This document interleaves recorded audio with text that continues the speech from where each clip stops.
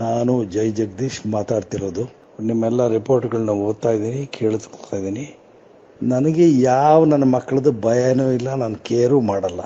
ನಿರ್ಮಾಪಕರು ದಯವಿಟ್ಟು ಭಿಕ್ಷುಕರಾಗಬೇಡಿ.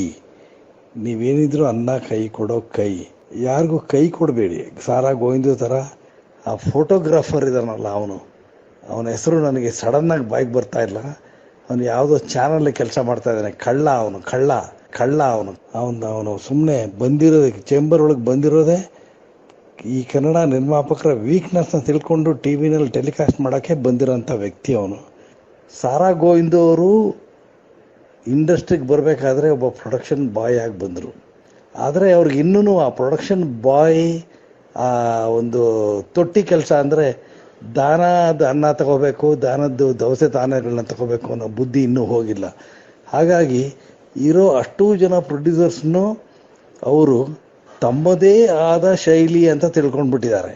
ದಯವಿಟ್ಟು ಗೋವಿಂದ ಅವರೇ, ನೀವು ಬೇಕಾದ್ರೆ ಪಡಿತರಗಳನ್ನ ತಗೊಳ್ಳಿ. ಆ ಫೋಟೋಗ್ರಾಫರ್ಗೂ ಗೊತ್ತಿಲ್ಲ ಅಂತ ನಮಗೂ ಗೊತ್ತಾಗ್ತಾ ಇದೆ.